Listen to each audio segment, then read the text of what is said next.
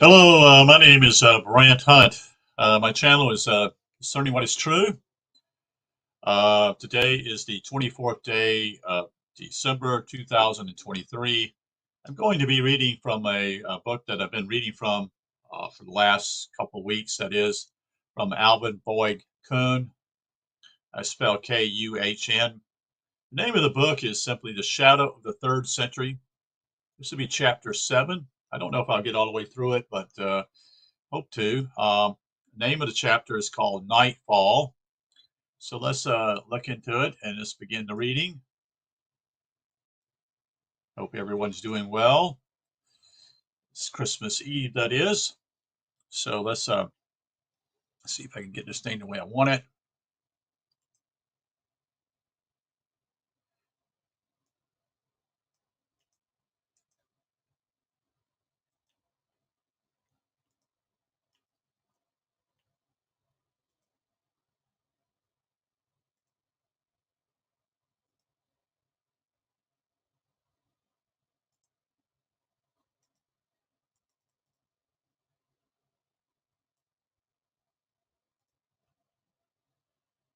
Okay, again, like I said, it's chapter 7. Nightfall is the name of the title. So we're going to proceed to reading this particular book. The ground may now be considered to have been tolerable, well prepared for the planting of the seeds of a new envisionment of the genesis and true character of the Christian movement. This new approach goes to the profoundest depths of the human psychological nature and its reaction to history. Its sources are to be located in the innermost recesses of the human psyche in its living struggle with evolutionary problems.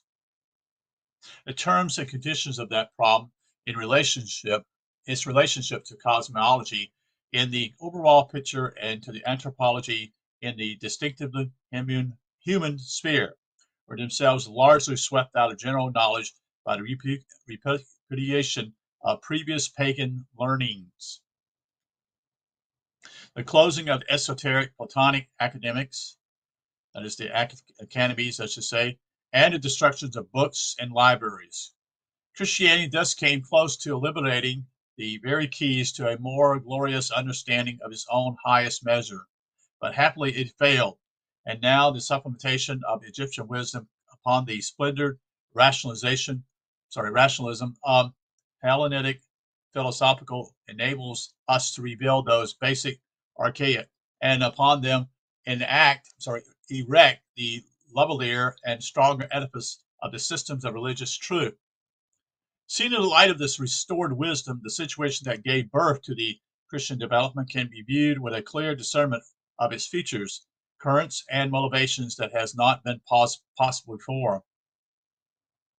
Christianity was a growth resulting from one of the most thrilling episodes in the history of culture. It sprang to the fore at the outcome of a struggle between the forces of enlightenment and those of darkness.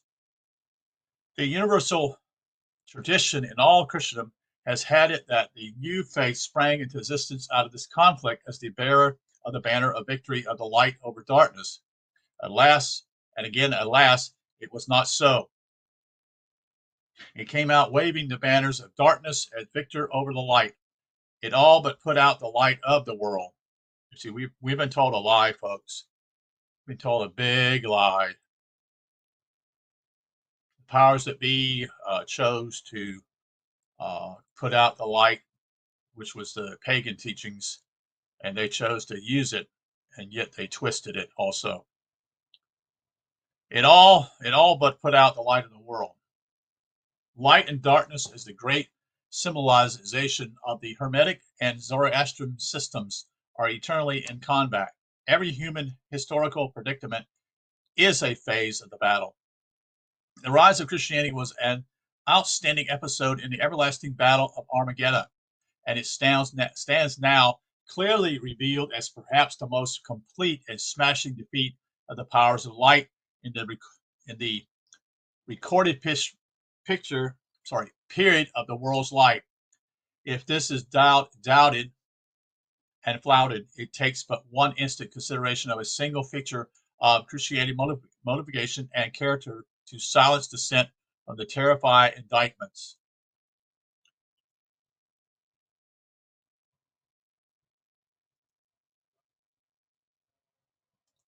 Its finished agencies of man culture picture the anomaly presented by the spectacle of the Christian host emerging from the struggle, allegedly carrying the victorious banner of the light, while with hot feet it stamped out the blackening ashes of the books of the Alexandria Library. Picture this bearer, that is the standard, a new light that had never gleamed before, burning in 553 AD the books of its most truly exalted theologian, Origen, and invoking anathema on anyone found owning or reading them. In other words, anathema means you're considered a heretic. You're not of God. As Emerson said, one action shouts so loud that one protesting words cannot be heard. And here the acts of Christian fanaticism resound abroad in such volume that pious protestation availed not to refute the incontestable fact that its victory in the 4th century dimmed the brightest light of human culture ever to be kindled and plunged the West into the night of the Dark Ages. Loroth Stoddard had a book that should impress general thought more deeply than it has done. It is The Revolt Against Civilization. It unfolds the thesis and ignorance is ever resentful of the possession of knowledge and rebellious against the superior power which knowledge confers.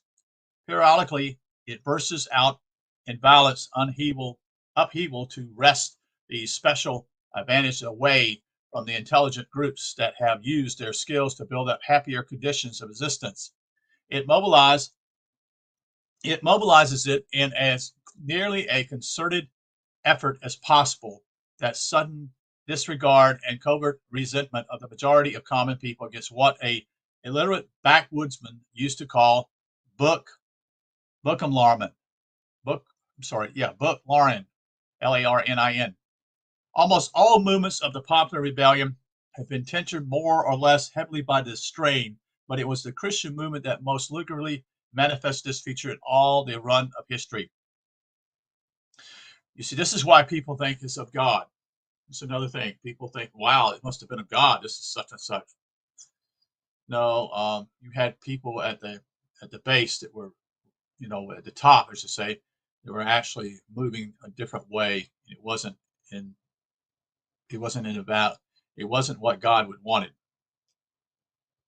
The area of man's life is the battleground of this perennial conflict. The battle is that between the two antagonists, the soul and the flesh, and the constitution of the individual, moved out into the collective body of the nation and the world, says Goethe.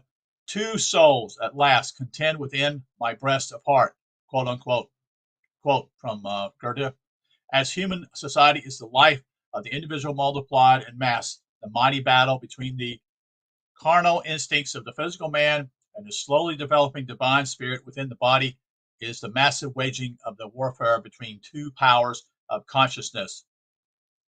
It is the carnal mind against the God mind in man. In Egypt, it was the duel between Horus and Sut, S-U-T. For a long period of early human history, the animal instincts and sensual impulses reigned with nearly unchallenged dominance, motivating every act with a selfish aim. Eventually, the sleeping divinity within man's breast awakened and began to impose the protests of his development reasoning against rampant brutality. Tamed by suffering, the animal self must pay heed more and more to the soul's voice and curb its violent propensities. Extended experience finally instructed the man that the principles of reason is the only constant and dependable guide and monitor, and he brings himself to the study of philosophy, in which a complete understanding of the whole field of knowledge by which he may attain the happiest life presumably to be found. It's by educating yourself here. It's by reasoning in order for you to find out the really truth about who you are, you see.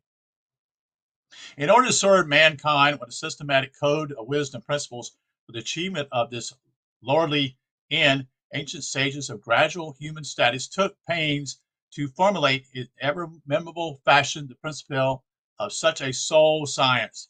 They designed it for the guidance and eventually self-elimination of all such as would rise from anonymity into a awareness of the need of genuine superior wisdom. These formulations constitute the first of all Bibles and the codes of the first religions. Ancient churches were associations of sufficiently evolved men to undertake consciously and intelligently the more direct and more rapid unfolding of the genius of divinity latent in the human constitution. Herodotus tells us that man's genius is a divinity, as the substance of this highest of all cultures lay deep in the domain of the mystical consciousness, truly occult and mystical mysteries until experienced. The associations were termed the mysteries. These consciously, the wisdom of God hidden in a mystery was to be cultivated under the instructions of hierophants who presumably had attained mastership in the divine cultus. Now, the point of vivid significance to the analysis is that inevitably in the world situation at any time in the main human epoch, the number of those who by karmic merit and excellent progression and emancipated themselves from the toils of the animal nature to which ignorance had kept them bound until the light of reason and philosophy had dawned upon their consciousness is always a very limited few.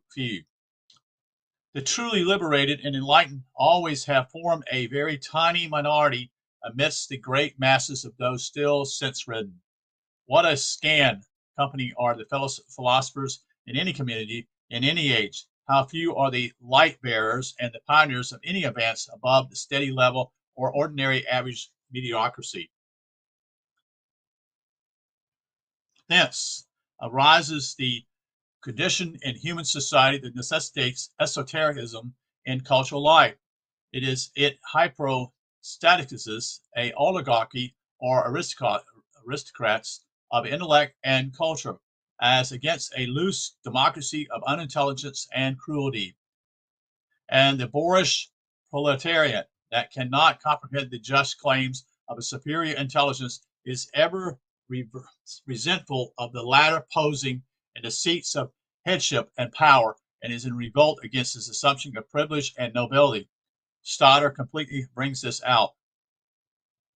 This state of affairs in inequality inherited in the status of human evolution, wherein souls of many various grades of attainment and life science are traveling onward side by side, gives genius to a series of facts without a circumspect consideration of which no science of human history or sociology can be formulated to aid in the handling of world problems.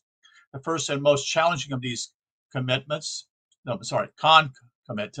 of evolutionary inequality is the racial pronouncement that, as regard all questions concerned with lofty spiritual experience, intellectual discernment, and the cultivation of mystical faculties necessary to apprehend the three elements of beauty, truth, and goodness. It is a fearful thing to have to realize that only a limited minority of the cultural are right. The great majority are always wrong. This floats the ordinary belief of conviction that the majority is always in the right, so dear to the presuppositions of democratic hope. This deduction means that in such things the standard of the cultural few are more nearly enwrapped with divine ideas and perfect norms that are those of the masses. Hence, there is always a clash between the practical ideas of a few cultural members of society and those of the mob. As the professionals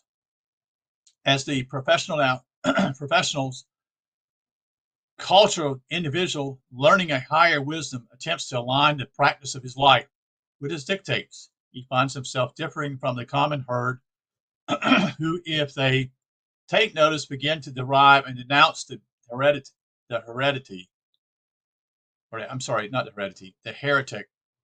For sheer self-protection then and peace, the person fighting his way to clearer views from loftier peace takes measure to conceal his eccentricity and peculiar modes from the rabble, tends to draw away in semi-seclusion from its rude contacts and seeks the more aspiring association of those of his own caste.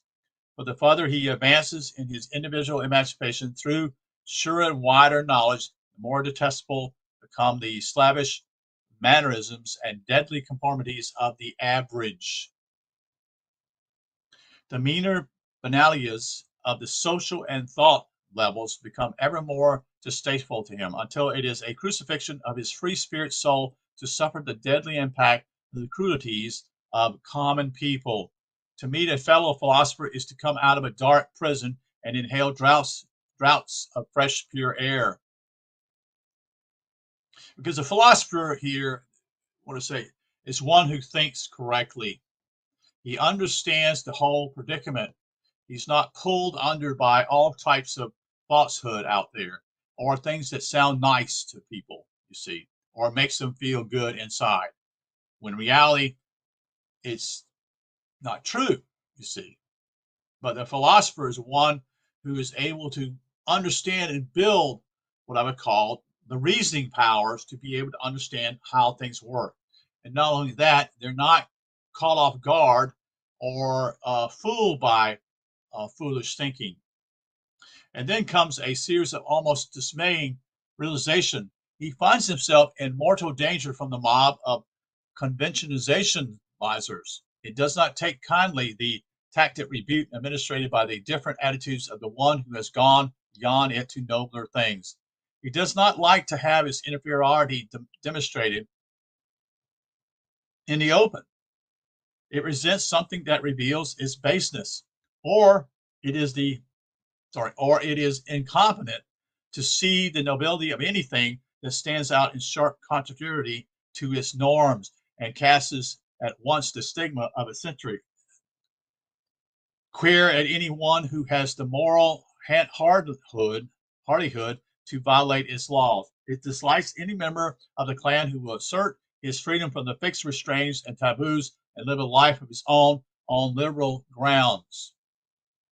Liberal grounds means simply just being free. It's not what you hear today.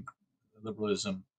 That's a new change, folks. That's not the correct pronunciation. That's not the correct meaning of being liberal. Liberal is to be free. You see, not to be. Today it's being completely different. It's just a completely different way, a mindset. Anyway, and so the well-known cry of crucify him, all too readily rises.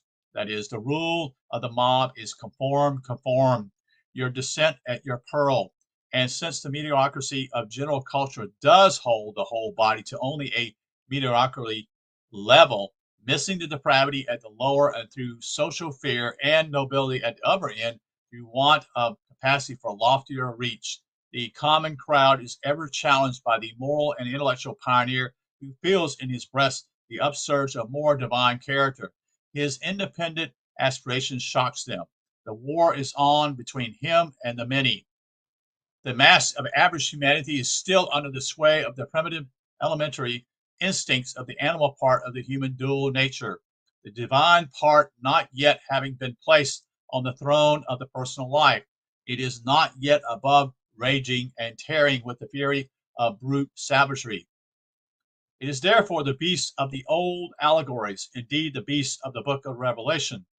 It is the beast in man, not yet domesticated and tamed to gentleness in the service of the coming Lord of love.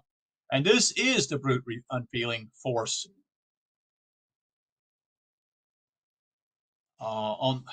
that reaches out and besmirches and defiles every creation of beauty, truth, and goodness that the ardent pioneer and the philosopher struggles to embody in thought and act, in art and literature. This is the dull incapacity,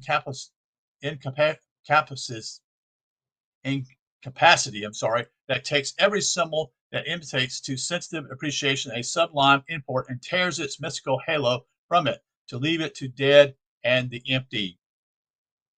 Hush, that is. This is the stupidity that takes the fertile images of truth conceived by the genius of seers and prophets and reduces them to the bare, unlovely aspect of the literal status. This is the ignorance that is in the end transmortifies every subline icon of verily into an idol.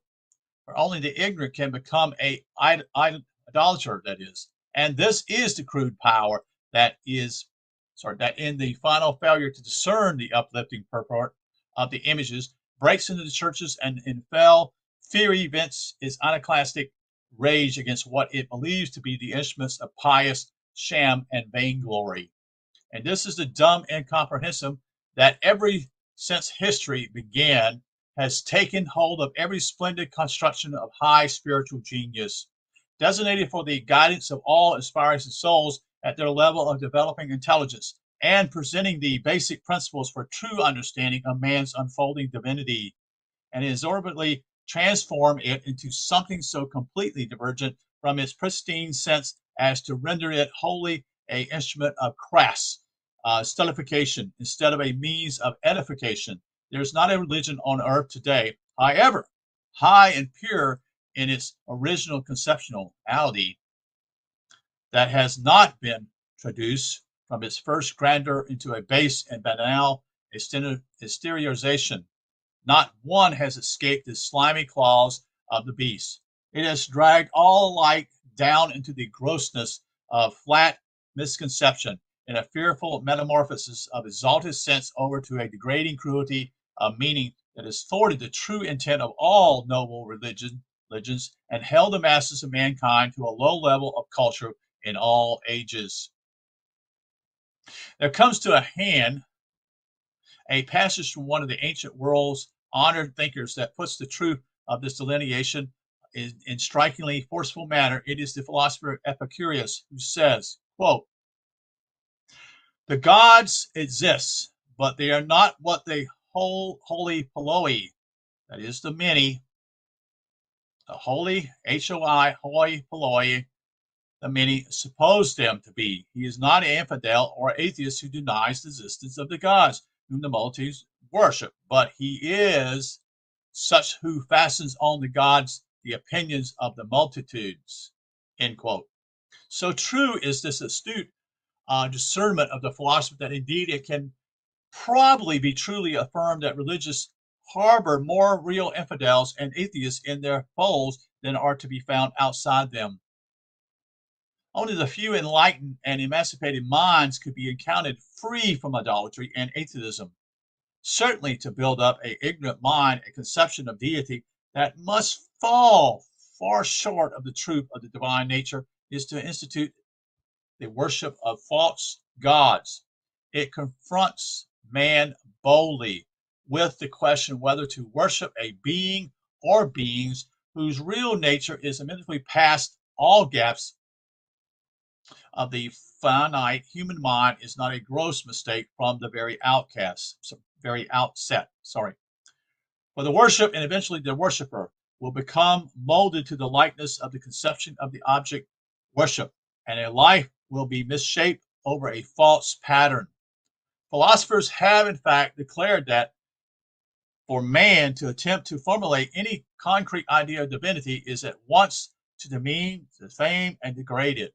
Times without number, Christianity has denounced the ancient pagans for want of worship of the one true God. But this, if true, may but prove that the pagans were more astute than the Christians. Knowing the certainty of committing gross idolatry in so doing. The truth is that most lofty pagan philosophy advised and practiced a discreet silence in regard to the one. We read that they venerated the unknowable with a befitting silence.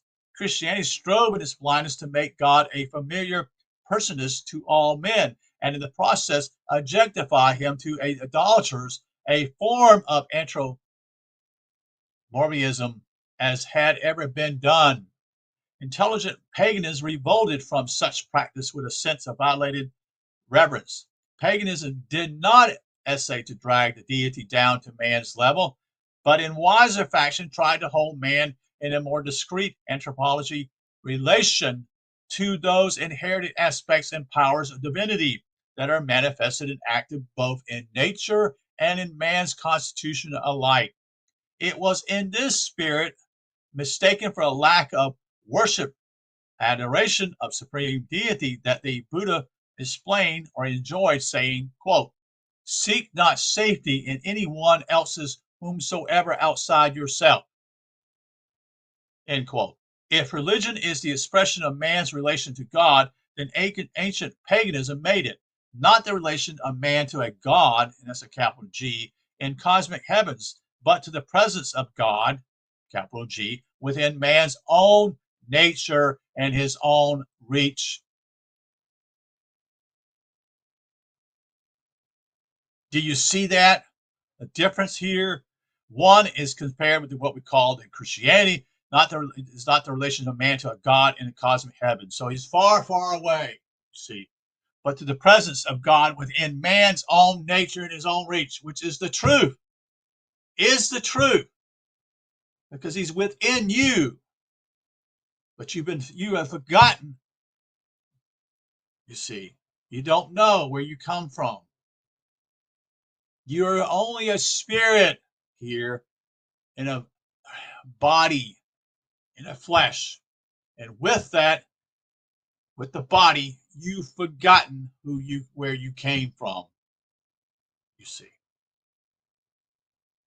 In a laudable but impractical blundering motive of giving high religion to the multitudes, Christianity entrusted its destiny to this beast. It is intended in all symbolically religion that the beast's segment of man's nature is to be made the sacrificial oblation on the altar of man's life. The numberless sheep, bullocks, heifers, and pigs slain with priestly knives and burned not too badly for convivial banqueting upon holy altars to make a sweet savor unto the nostrils of a sensitive God, in brackets, if scriptures are to be taken literally, have betokened this dramatization of the great sacrificial burning out of the animal propensities of the human constitution in the fires of suffering on the altar of the fleshly life. But in the case of Christianity, the divinest element in man's makeup were sacrificed to make the religion appealing and acceptable to man almost at his beastly level. So what they did was they offered cheap grace. They cheaped everything. They made it cheaper. They brought it down, you see. They made it more what I call palatable. The consecrated genius of perfected minds risen to near divinity was thrown recklessly out to the wolves. You hear that? Listen, listen to what it says. The consecrated genius of perfected minds, that's where this is at, up here, your head, your noggin is your temple.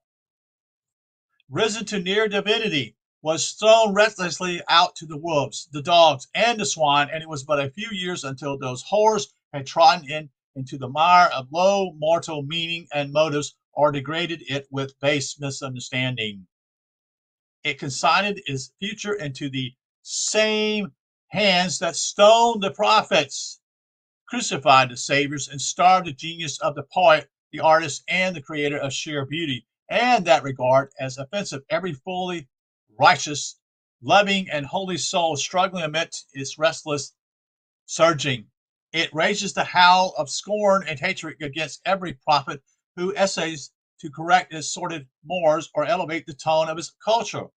It prostitutes the glory of every gleaming revelation of the new truth into the tawdry commonplace or distorts it into caricature.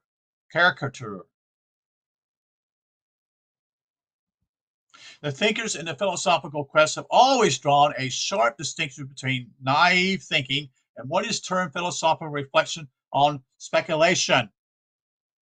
Any intelligent student in this field becomes startlingly aware, sooner or later, of the astonishing fact that naive thinking is, as regarded as central truth, always in error.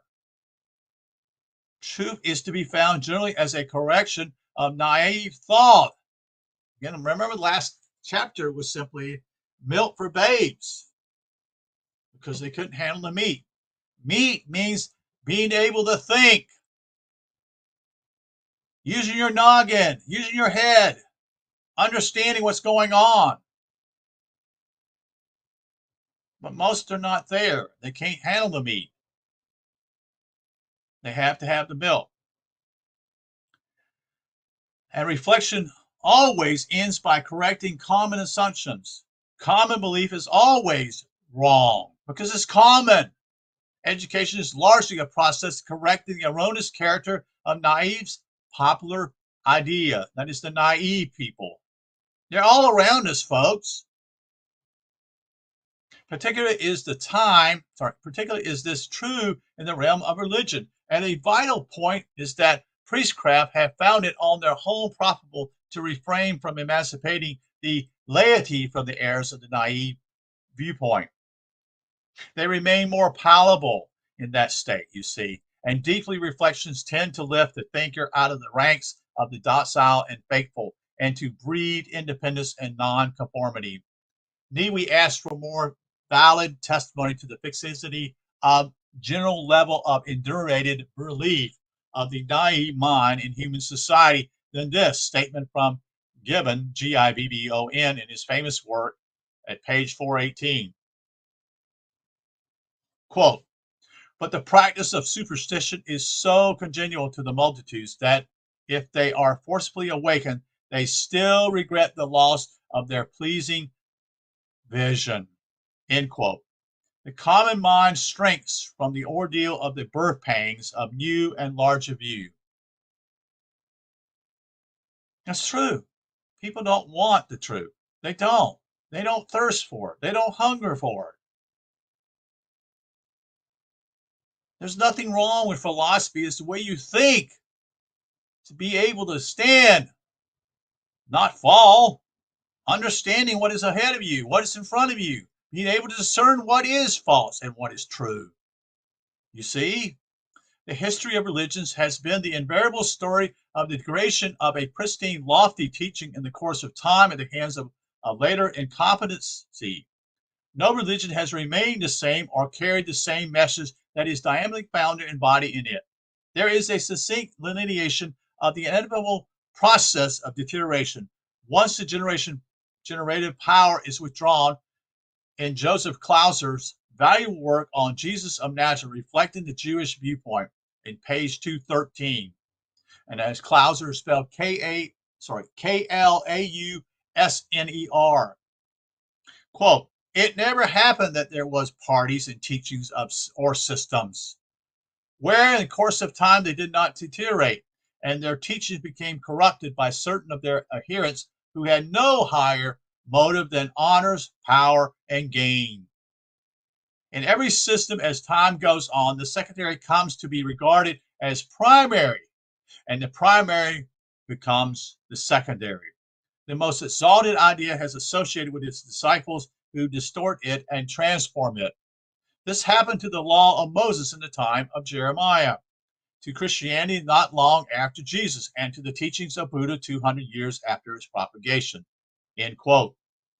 And Thomas Taylor, the luminous genius who saw and read the profundities of the great Platonic and Neoplatonic wisdom as no other scholar has ever done, illustrates this process of degradation in a phase of historical development that vitally concerns this study. From the introduction to his great work on the 6 books of Proclus on the theology of Plato, 1 or 2 of the 3 greatest books in all the world, Taylor shows how this mighty system of enlightenment was rendered mute while a world went down into darkness. That's on page X. So this must be the introduction part of the book.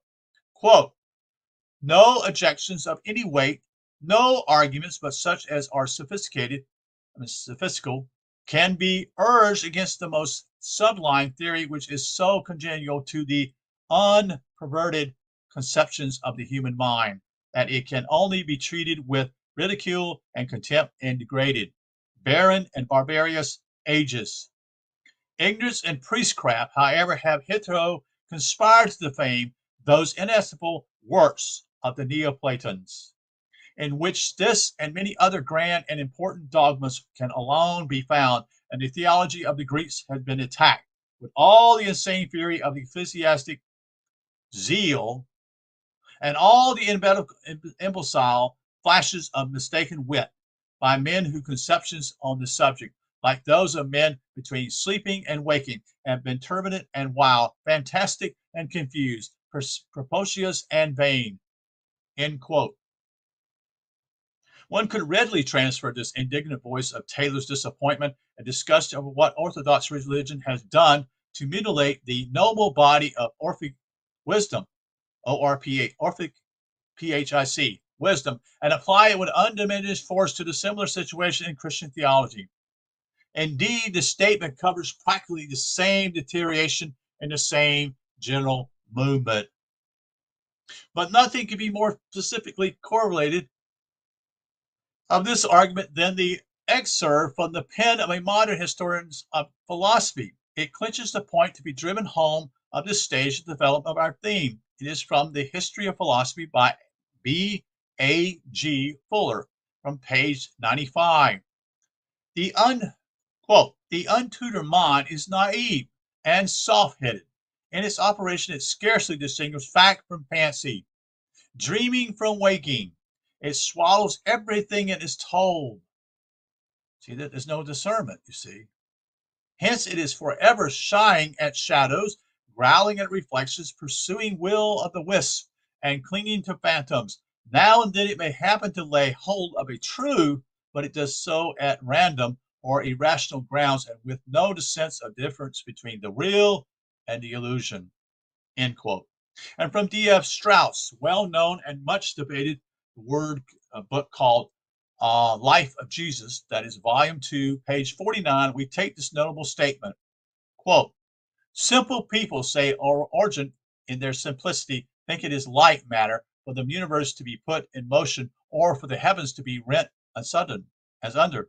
But those who think more profoundly on these matters see in these superior revelations how it is that chosen people believe in their watchings and more particularly in their dreams, that they have had evidence by their corporate senses while it has simply been a movement in their minds.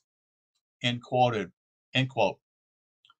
At first sight, this might seem to be out of reference to naive thinking, but in the religious field, the tendency of the simple-minded people to rectify the substance of their visions and dreams and identify the symbolic personage of dramatic allegory has made an immense contribution to the vague mass of crude, quote-unquote, belief that helps to solidify this ruinous fixation of naive thought in the world at any age.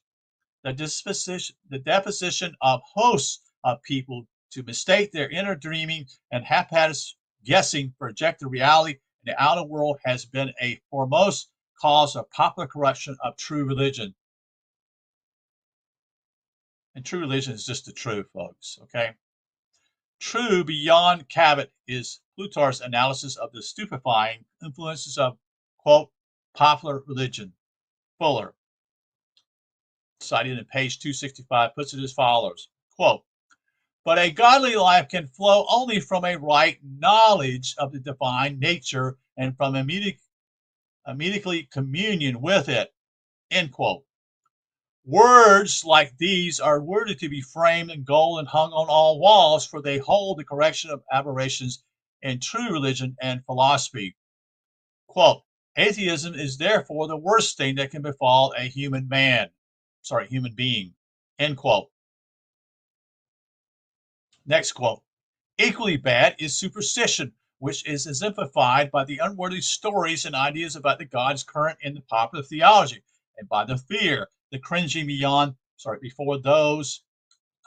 before their power and distrust of their will, engendered by the traditional religion. Indeed, the orthodox notions are bound to sow and foster atheism, end quote. This will sound like atheism itself to most pious religionists in the orthodox parties of today, yet is indubitably a true statement, for the weird and turbulent melange of ideas that rise in the masses in the efforts to make sense out of an unintelligible theology breaks down assurance in the end and breeds infidelity. Most of those who desert, most of those who desert religion to do so when they take one step above the naive stage and begin to reason. Yeah, you begin to figure out something's not right here, something's not clicking, something doesn't add up here. Because they leave this particular, they move out of that particular religion, what is popular today. It might be appropriate to insert here what at least general endorsement John Dewey's strong assertion from Quest for Certainty in page 308 that says, quote, the pride of the zealous devout is the most dangerous form of pride. The pride of those who feel themselves learned in the express and implicit will of God is the most exclusive, end quote. It is fair to say that such pride is not a peculiar alone of naive thinkers and unintelligible orthodox. It surely is characteristic of those groups. However, in large measure, it takes pretty competent philosophical education to break it down into a wider humility. Hodges in the early church, that is page 68, speaks of Celsus, that is Celsus, learned Jewish critic of Christianity, writes that, quote, he disliked them for their poverty and ignorance. They seemed to be presumptuous and impertinent people who undertook to be teachers, having never learned, end quote. Gegenberg, one of the greatest of Christian historians, speaks of the, quote, superstitions which vex the shallow mind of men, end quote. And this French historian gives us a passage which is more pertinent to our discussion, that is Christianity's past and present, page 207. Quote, simple folk are doubtlessly susceptible to all forms of suggestion. Their religious sensibility is more quickly stirred and react more profoundly when it is under the will of a group contagion. And then they usually show themselves so incapable of regulating it that they very often put the theologians to embarrassment. They constitute, therefore, a disturbing element in the church. Infirm and always unstable, nevertheless, nothing frightens them worse than the prospect of change in their belief. For a man to accord to any creed, whatever his reasoning and well-considered assent, he must experience an ordinary need for reason and reflection. He must also be accustomed to reasoning. Experience proves that this habit is not common, but presupposes an educated man and a daily schedule which from time immemorial has been the precious privilege of minority, even smaller in the 5th century than it is today. The majority of men may indeed find that they possess within themselves a religious life and principle, but infirmous in their consciousness as a vague yearning, they prove incapable of organizing it, just as they remain impotent to organize their minds, or of themselves they do not succeed in unifying either their intellect or their moral ego. The necessity, light, and the direction come to them from without, usually in the form of statements of a metaphysical kind, which cannot be verified. It matters little that they are neither very coherent in themselves nor easy of justification, provided they be clear and decisive. But if they are to be classified with the truth, they must not vary by a hair and issue from one authority worthy of a confidence, or at any rate deem so, in which they shall find unwavering support. For this reason, simple-minded, faithful souls in Augustine's day, and he along with them, willingly believed that the church represented a divine institution established to teach unerringly and to preserve intact the eternal truths revealed by Christ and by the Holy Spirit. The reality of the religious thought and life enclosed in that setting varies infinitely from age to age and millennial to millennial, for the passions of time modifies the reason of educating men as it does the impressionism of the ignorant, end quote. All of which coming to us from out of a long considered lucubration of a deep thinking, fair-minded scholar, emanates to us very concretely that the general mass of untutored people at any time will always follow the trend of the most conspicuous religious influence brought to the fore and embody in the administration of religion, and most largely confront their attention. They're not able to they're not able to question things. They won't even question things. You see, they don't understand how to question things. In fact, they're afraid even to even question things because reality it revealed that basically they don't know anything. You remember there was a movie called called back in I guess the 80s, early 90s, Dumb and Dumber. You remember that movie? Well, that reveals a lot about life, folks, in this country. Not in this country, maybe this whole world. Because people pride themselves being dumb. They're not interested in being smart. They're not interested in understanding things. They just simply want to be dumb and just have fun. When inner reflection and more study and balanced reasons does not offer resistance, the commodity of men will follow the most popular trend. It's always been popular, folks, or the psychologically strategic seductions of a sly and deaf propaganda. And how the true inner senses of spiritual doctrines went into complete eclipse under the general ignorance early in the history of Christianity is brought out currently by Gegenberg in page 212. Quote, the general intellectual apprehension of Christianity falls rapidly away into obscurity. The formulas which churchmen go on repeating without really understanding them themselves only serve as a mask for unbridled immorality and a faith really uncouth and incoherent, a gross synchronism in which Teutonic superstitions mingle with those native to the soil, really count far more than the Christian dogmas, end quote. And the low potential of general intelligence exerts a strong pull also to drag the clergy down to its mark. For says Gegenberg, page 250, speaking of the period of about 500 AD, quote, in those days too, T-O-O-O, the large majority of the clergy are miserably ignorant and share in the proficiency of the age. Scarcely anywhere save in the heart of the monasteries in the 6th and 7th century does the light of intellectual culture and theology even flicker, end quote. Yes, I remember when I took church history. I remember studying certain things.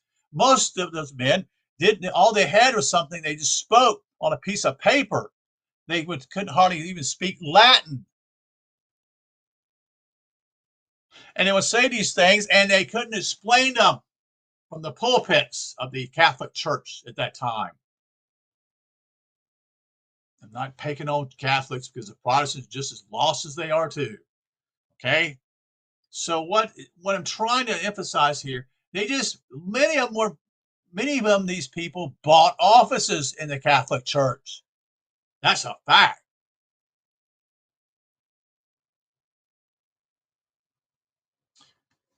Indeed, early in the history, Christianity has already sunk so low under the downward pull of mass ignorance of its lowly and uncultured adepts that the Greeks called the new religion atheism. By Sir Gilbert Murray, The 5 Stages of the Greek Religion, page 19. What was Christianity all about? I believe in some ways Christianity simply just wanted to have what I call the not upper, but the lower castes of people to be the majority. And so they would have the majority of people believing what they taught. They felt that was simply God's spirit working in that. And that's not true. You see, they were interested in being popular and the majority. And a lot of times simply it was by threats too. And so quickly had the popular ignorance committed to oblivion and the real meaning of doctrines and rites that Murray asserts that whatever reality there ever had been in the ceremonies had apparently been, by classical times, faded away, end quote. This fatal depravity shows the quick and devastating work of the beast. I'm not talking about the beast as simply what we call in Revelation. That's not what I'm talking about here. He's not talking about that. It's just simply is the destruction of Christianity, or truth, I should say, is a better word than that. Never should be missed the plain reminder of Herodias, the father of objective history, to the effect that it is always intelligence that elevates one people age above another, says he, cited in chapter 160. The Hellenic race was marked off from the barbarians as much as more intelligent and more emancipated from silly nonsense. End quote. And nothing in the end but intelligence will avoid silly nonsense. And it would be a pity to omit another keen and treacherous thrust of Goggenburg when he tells of the ignorance of the laity at a later epoch in pages 222 and 23. Quote, unfortunately, their credulity also was unbounded, and they became attached by preference to the most indifferent rites, rites, and practices because those best agree with the ignorance and thoughtlessness. They chose the lowest common denominator here, folks. They chose the easiest route, you see, end quote. And so it resulted that the Christian dogmas, which says Goggenburg, has been formulated by keen Eastern minds had by the 10th century, certainly long before, as the light went out as early as in the 3rd century, proved incapable, quote unquote, this is a quote, proved incapable of penetrating 10th century's minds, end quote. This is why they were called the Dark Ages. There is hardly any written pieces of works during that time. It's like someone turned the lights out in people's minds. It's just like it went, everything went dark. If then he argues the variable core of Christianity inherited within those dogmas, the contemporaries of Otto the Great or Hugh Capel had to content themselves with a mere semblance of Christianity. Let's continue. Aeneid, our earliest asseveration that nearly all the facts of religious history are a caricature into untruth in the mass mind. Gickenberg, in refuting popular ideas regarding the growth of the authority of the popes in Rome, says in 227, page 227, quote, the truth of history is widely different from this decidedly biased theory, end quote. This statement could be applied with generally similar aptitude to nearly every major theory about the Christian religion and its history. Popular ignorance had misconceived almost every single item of theology and history alike. At several places, Gickenberg also states, openly affirms that Christianity was adapted for the lower orders and thus enthroned the tyranny of ignorance in the Western world. He makes it clear that it spells woe to any religion to entrust its destinies into the hands of the simple folk. Such people never merit the prerogative of setting the higher guiding light before a civilization. Their proper and beneficial function is to abide as steadily as may be by a general norm of decent morals, MRES, and maintain them as pure as possible. However, they are to be hailed as sovereign lords in a democracy. It is they who wrecked every noble culture and demean it to a vulgar level. It is they who wrecked Christianity and doused the ancient gleam. The ignoble work of mass mentality in world history seen when one studies the tribal religions of the backward nations of the earth. Scholastically since has grown all of Ori in estimating these crude forms and practices as primitive outgrowths of child-minded conceptions. What they are in truth is the unintelligible rack and debris of a very ancient constructions of sage allegory skill. As Gerald Macy affirms, all the insanity in them is in our assumption that these long descended forms represent real beliefs originally. They stand as vivid markers to our intelligence of what stupid handling of sacred emeralds and rituals, and total ignorance of their symbolic meaning can do to traduce an initiative fine representation of verily into a mummery of nonsense. It could be a matter of at least casual or incidental interest to introduce here the amazing frank confessions of an eminent English Egyptologist Budge, B-U-D-G-E, as to our polity of sound knowledge about ancient culture. In The Gods of the Egyptians, Volume 1, he adds, quote, it is true that the more the subjects of Egyptian religion and mythology are studied, the less we know about them.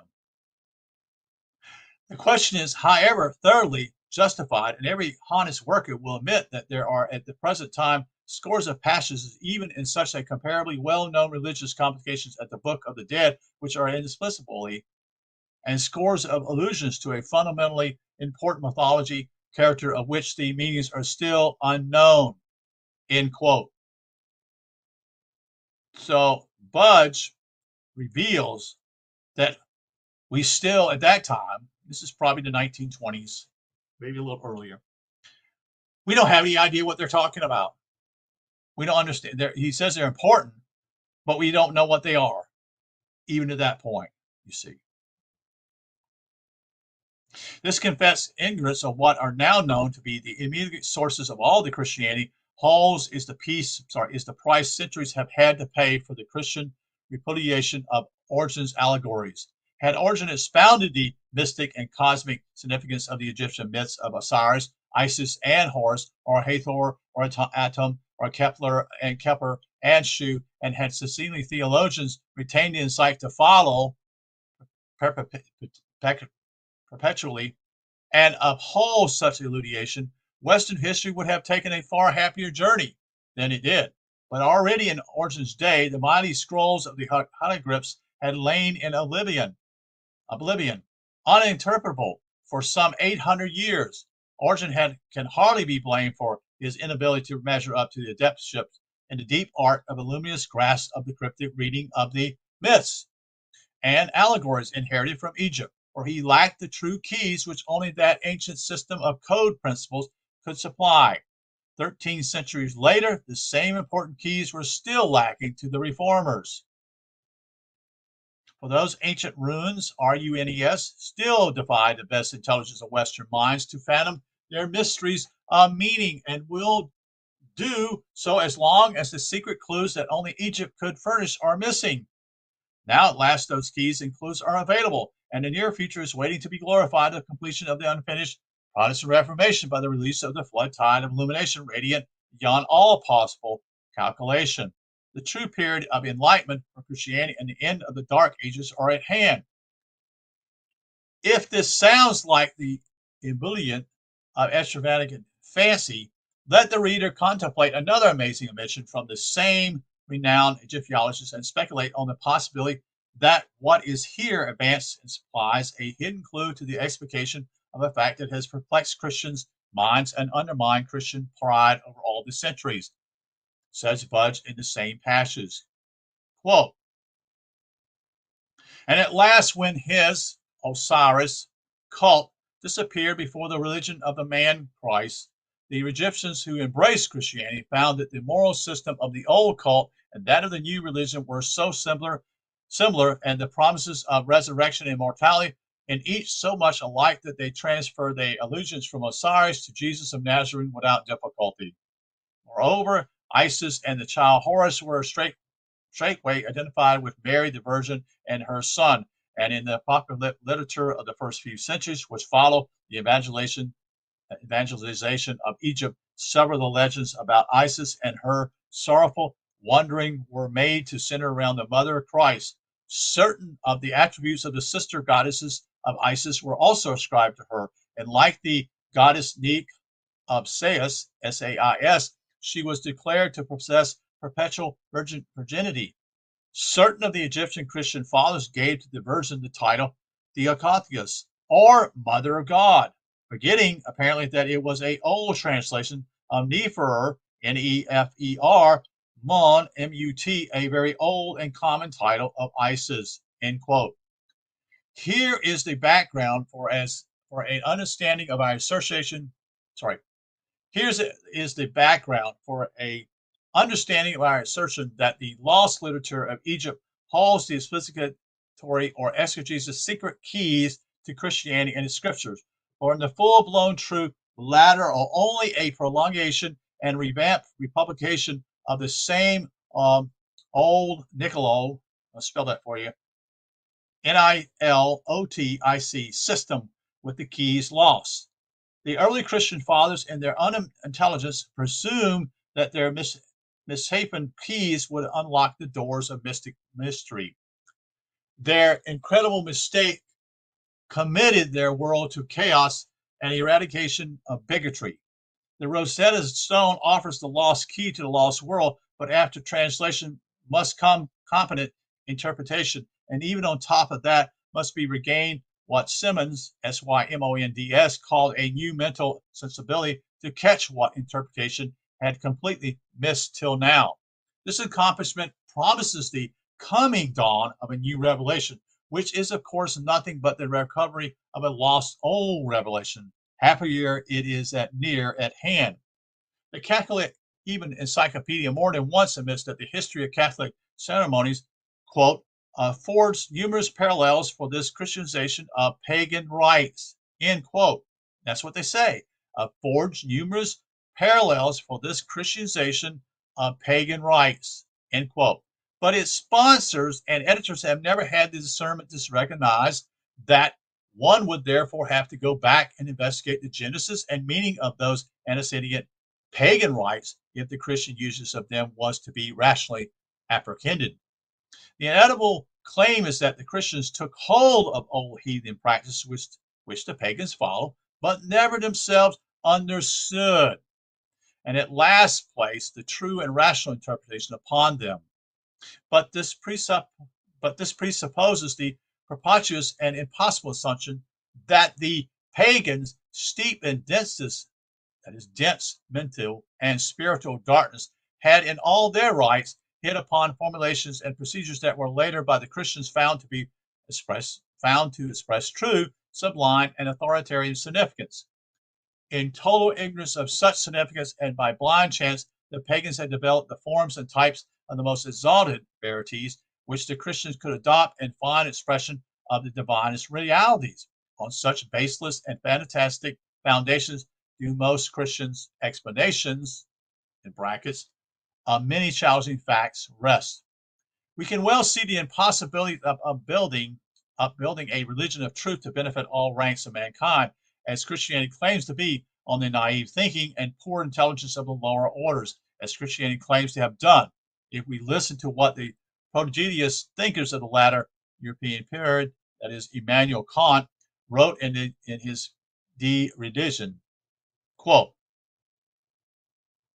it ought not to be made a condition of salvation to believe that there was once a man who by his holiness and merit gave satisfaction for himself and for all others. For this, the reason tells us not. But it is the duty of men universally to elevate themselves to the idea of moral perfection deposit in the reason, and to attain moral strength by the contemplation of this idea. Such moral faith alone is man's bound to exercise, and not historical faith. End quote.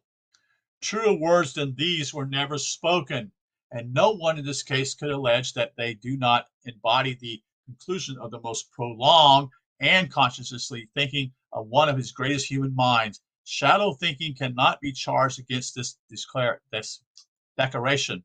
Kant finds that the gospel narrative of the Jesus life cannot be accepted on a basis that makes it in any way a substitute for the need of man's salvation for his own reason.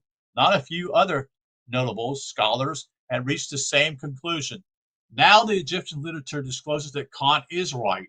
The Gospels are not histories, but recipients of old allegorical and dramatic mystery representations, falsely turned into history. And the Christian fathers such as Clement, Origen, Eusebius, Augustine, and others correlated this dictum by statements that drop from their pens when the truth escapes them at unguarded moments. Kant further stresses the query whether one must not fully make allowance as one reads the gospel. Quote, for the desire on the part of Jesus' biographers to conform their incidents to texts of the Hebrew scriptures, and hence each reader must judge for himself whether he is being treated to facts or to the process of conformity, end quote. You see, the whole idea when I can remember this when I was going to church and such, and yes, they tell you the bad news. You're such and such, da da da. You're a bad person. You're a sinner, da da da. Well, sinner means simply is not being conscious. You see, okay, you sin because you're unconscious. You don't know. But the idea is, they'll tell you the bad news and then tell you good news and say, oh, Jesus died on the cross for you. That doesn't make any sense. When all life around you, in order to make something out of yourself, you must do the work. You must study. You must die on the cross, your own cross, that is. You see, not someone else doing it for you. Oh, that sounds great. Wow, that's good. I love that stuff. That's like cake and candy, but it has no meat to it. It's ridiculous. And this observation of the great German philosopher epitomizes a view which has been forced upon the attention of most Christian historians and exegetes also, open-minded enough to face what is unescapable in the study of scriptures. There will be occasion to revert to this view and its weighty involvement in a later chapter. Kant also enlarges upon the old fact that Jesus so woefully lacked defenders at his trial and death, when he had personally benefited so many. As showing the gullibility of the populace in religion matters, we have Gerald Massey's opinion founded on a lifetime of devoted study in Egypt that, quote, the ancient wisdom in the Hebrew books have been converted to a spurious species and passed off on the ignorant and unsuspecting as a brand new issue from the mint of God, end quote. Humiliating and repugnant to swollen pride as such as assertion proves to be, it has now been accepted as positive truth. No redemption of a decadent religionism can be achieved until this is known. We may agree or disagree with the pronouncement of two ancient historians, but both ascribe the vogue of deliberately cultivated religion to motives that are far from holy and spiritual, says Polybius, that's Polybius, Polybius, volume number 6, page 56. Quote, religion would perhaps be unnecessary in a commonwealth of wise men, but since the multitude is ever fickle, full of lawless desires, irrational passions, and violence, it is right to restrain it by the fear of the invisible world and such tragic terrors, whence our ancestors appear to have introduced the notions concerning the gods and opinions about the infinite regions, not rashly or without consideration. Those rather act rashly and inconsiderately who would expel them, end quote. And Strabo, as Strabo, is even more direct. It is, quote, it is impossible to govern a mob of women or the whole mixture multitude by philosophical reason and to exhort them to piety, holiness, and faith. We must also employ superstition with its fables and prodigies.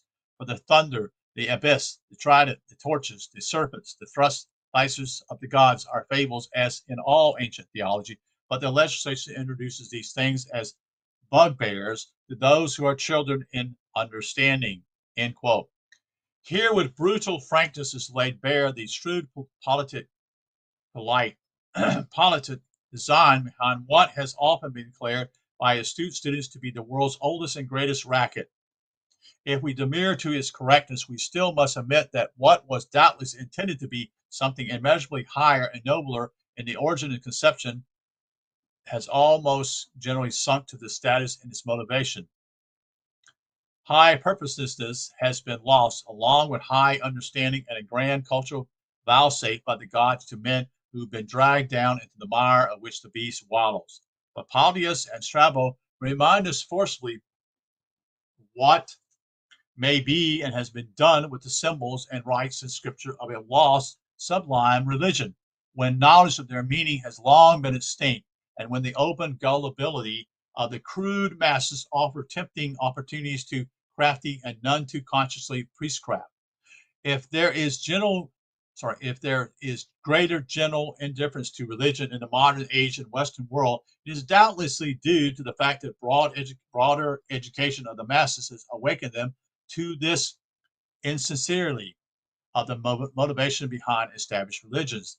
They are catching on to the game and are beginning to resent being played upon in the role of gullible dupes. But in the reaction, they will sweep out the cultural good of religion along with the evil of it. The problem is to eradicate the evils due to the ignorance and preserve for a redemptive culture the intrinsic good, the high intellectual and enlightened content that was swept away with the tide of fanatic pietism that brought in the Christian movement. This work will point the way to that achievement. Yeah, what he's trying to say here is that, and I've done it myself. When I come to the reality that basic Christianity was not true, I threw it all out. I just chunked it. I did it. I did that years ago. It's only been here recently that I realized simply as part of it growing up, but basically it wasn't being wise in making that decision. But in reality, that's all I knew. I said, no, there's no such thing. This is not true. I threw out a lot of stuff. Okay. And I feel like I did the right thing in that regard, but this is the later stage of my life, you see. You see. Continue on. Von Mosheim, it's Mosheim, says in volume 1 and page 21, that the Egyptian priests had a sacred code of their own, quote, founded on very different principles from those those which characterized the popular religion, and he was studious, concealed from the curiosity of the public by wrapping it up in characters, the meaning and power to which were only known to themselves, end quote. This system seductively kept from the multitude, he suspects put nature as causality principle in the place of the deity, while the multitude was allowed to ascribe all things to deity. Children can readily be led to accept a deity as the universal creator. Philosophers come around to this view that the creative power is nature, which they may accept as the arm of or instrument of a deity. Again, the susceptibility of, quote, vulgar is seen to have tempted the duplicity of the priesthood when one takes as it real. If hidden were such a statement as that made by Farrar, Farrar, in OPCIT citation in volume 2, 367, when he says, quote, and the practice of the vulgar Christianity became a idolatry enriched by myths, end quote. To this should be added, of course, the reflection that if Christianity had not impoverished itself by discarding and floundering the myths in the first place, it need never have fallen to the mean status of becoming idolatry, and then regaining some of the lost wealth by recovering the myths later. This exactly matches the situation in the processing of modern wheat flour. The millers sift out the bran, the germ, and some vital mineral elements from the grain till it was lifeless product. Now they have had to put back into the elements that have left out. Yeah, that's true. Very true.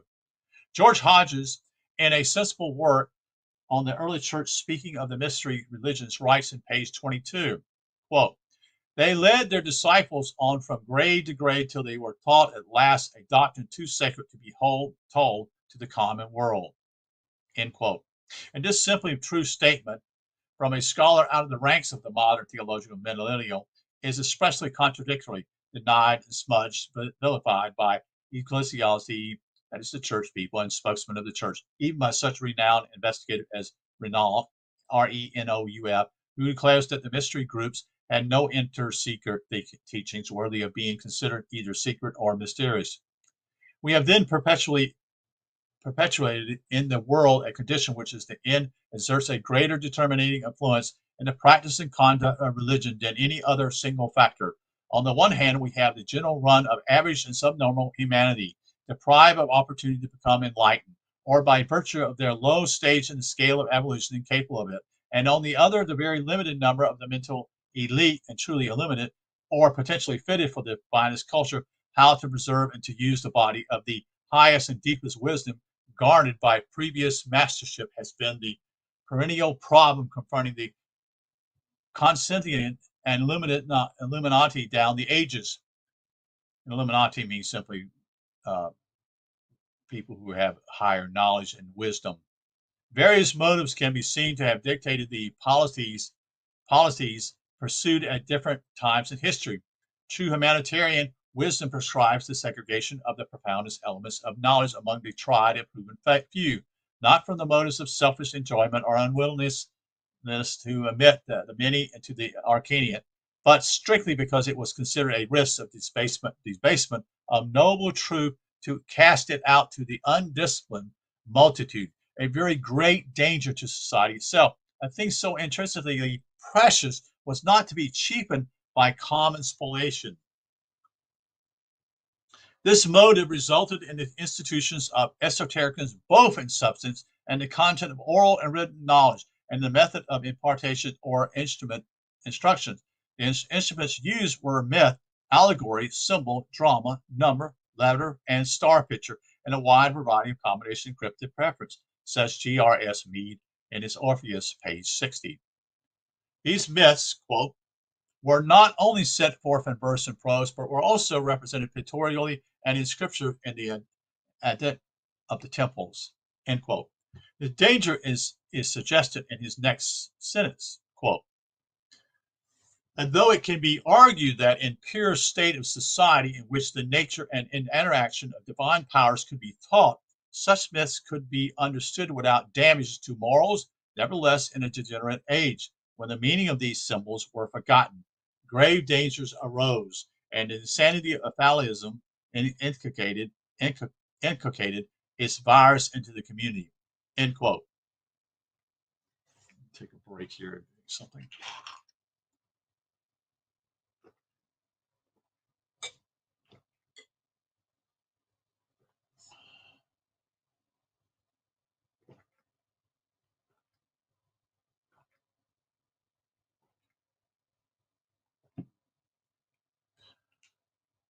Another quote. Merits on enigmatic utterance by both poets and philosophers are to be found, and there are also whole books represent the mind of the writer Vale as that Horatius, that on nature, which on this very account is called obscure. Similar to this book is the theology of Thaddeus of Samos, Samos, and also the work of Euphorium, the Causae of Callimachus, and the Anaxandria of Lycophon. Quote, Clement of Alexandria cites the various styles of writing practically among the learned Egyptians. Number one, the epistology graphics. Two, the hieroatic, which the sacred scribes practice. And finally, three, the hieroglyphics. Divided into two modes, A being literal and B being symbolic, which is further described as being of two kinds. Quote, one speaks literally by imitation, and another writes as if it were figuratively, and another is called allegorical, using certain enigmas. End quote. Clement leaves no doubt as to the rule of esoteric method in ancient literature. Quote, all then, in a word, who have spoken of divine things, both barbarians and Greeks, and veiled to the first principles of things, and delivered the truth in enigmas and symbols and allegories and metaphors and such like tropes. End quote. And he concludes with a fine statement which should clear up all lingering interest on the parts of moderns as to the importance of myths and allegory. Quote, now wisdom, hard to hunt, is the treasure of God's unfailing riches, but those taught in theology by those prophets, the poets, philosophicize much by way of a hidden sense. I mean Orpheus, Linnaeus, Mutius, Homer, and Hesiod, and those in this fashion were the persuasion style of poetry is for them a veil for the many. The survey of this field, so important to the knowing, so fatal in the ignorance of it, should not omit a citation from Zohar of the Hebrews, that is 3 FOL 1526. Quote, each word of the Torah contains an elevated meaning and a sublime mystery. The recitals of the Torah are the investments of the Torah. Woe to him who takes this garment for the Torah itself. The simple take notice only of the garments or recitals of the Torah. They know nothing, they know no other thing. They see not that which is concealed under the vestment, but to the body which is envelopes. End quote. Echoing these destined profound words of the Hebrew, one might cry now, quote, woe to the age that takes the testaments of ancient wisdom for literal history. end quote. Woe has come to every age since esotericism was dragged down into desuetude in those fatal 3rd and 4th centuries of the Christian era, and precisely because the intelligence that would have read the wondrous truths hidden in the mysteries of spiritual exaltation and the symbolic language that alone can impound the substance of those exaltations was crushed out or hounded with murder. But the condition that led wisdom to resort to the subtleties of esoteric method led to exactly what the scribes of Christendom had been eager to cry against as the bane and the weakness, the failure and the evil of esoteric paganism. It brought into the existence the very evil that Christianity prided itself upon so lavishly for having expunged the aristocracy of intellect, the snobbery of elusive knowledge. Christianity preens its feathers on having taken into the bosom the masses of the downtrodden under elements of the population of the Roman Empire, and ministers to their religious needs, masses whom the exclusive cults of the mystery brotherhoods allegedly deem beneath their notice. And so the essay must deal with the involvement of this outcome of esoteric polity. If there is ample ground for the unassailability of esotericism, then there must be equally unassailable basis for the validity of an aristocratic grouping of parties, a limited minority of those who are versed in knowledge, as over against the great body of the untutored, whom the writers on ancient history like to term the vulgar. And it was in the claim of glory, as it was the claim of glory for Christianity that it gave the true religion to the poor and downcast. So of course it was the kindred effort of the religion to cry up the futility and failure of the pagan groups composing the elite and the intelligentsia. Having cast its lot with the humble and the ignorant, the new religion, firmament elucidated, came to espouse the cause of ignorance and to take arms against the interests of learning and intelligence. So that is the end of chapter 7 tonight. And I appreciate you being here. It's a little longer than I anticipated the chapter being. Yes, a little almost an hour and 22 minutes here. Hopefully, some of you heard this. This is again the Nightfall. So this is what happened in this particular book. Again, this book is by Alvin Kuhn. It's talking about what took place in the 3rd century, what we call the shadow of the 3rd century, this book title. So thank you for being here. Hope that you will glean some of the wisdom they're speaking of. Let me add something here to you. I said a little earlier. I see many people who have rejected Christianity, and rightfully so. But what they've done is that now they're no longer interested in anything that Christianity has to say or look into scriptures, I should say. But see, the scriptures are there still. It's important because there are myths there. The myths are there still in the Bible. They're there. They're not a true picture of history, so you can just put that out of your mind. So what you need to do is understand this. What I'm reading is not history. What I'm reading is something else.